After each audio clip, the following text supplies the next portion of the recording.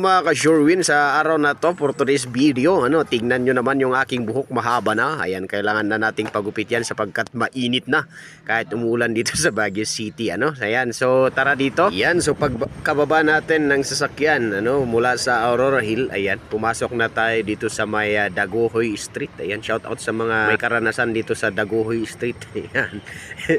Ayan, pasok tayo sa Baguio Center Mall. Alam nyo ba na napakaganda ng Center Mall na to? Isa to sa pinaka-old na napuntahan kong mall dito sa Baguio City. Way back, if I'm not mistaken, ang unang apak ko dito is 2004, 5 or 6, ganun na taon. Mahilig tayo kasi sa video, okay. Ayan, so tara, samahan nyo ako dito sa my second floor. Ayan, malapit lang po ito sa comfort room, dito sa my Baguio Center Mall sa my second floor. Ayan, so tara, samahan nyo ako. Maganda kasi dito, maluwang, and of course, hindi masyadong matao. Ayan, and of course, yung kanilang services maganda rin. Dati na tayo sa super high cut mo naman.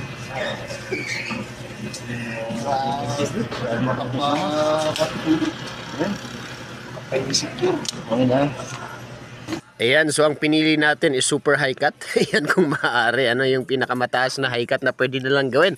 Sapagkat napakainit dito sa Baguio City. Ayan, na-insecure kasi tayo sa totoo lang. Kahit na umabot lang tayo ng 26, 28, ganun na temperature dito sa Baguio City. Hindi tayo sanay.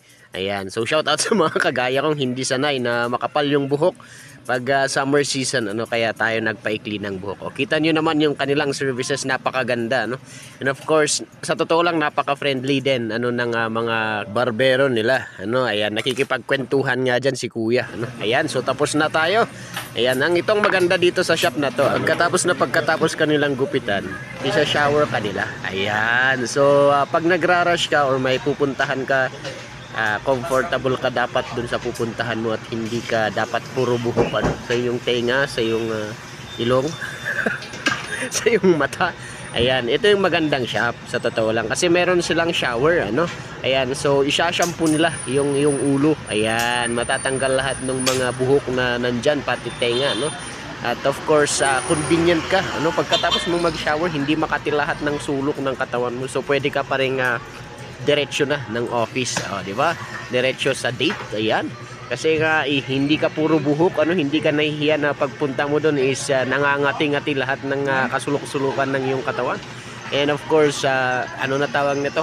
Ang pangit mo namang tingnan, di ba? Na puro buhok doon sa minsan pati nga ilong, ayan, may buhok-buhok, ayan. And of course, sa mga kilay-kilay natin, ayan, ang maganda dyan. Siyempre, ibo-blower din nila yan. Ayan, so, kita mo naman. Ayan, hindi ka miserable paglabas mo ng shop, di ba?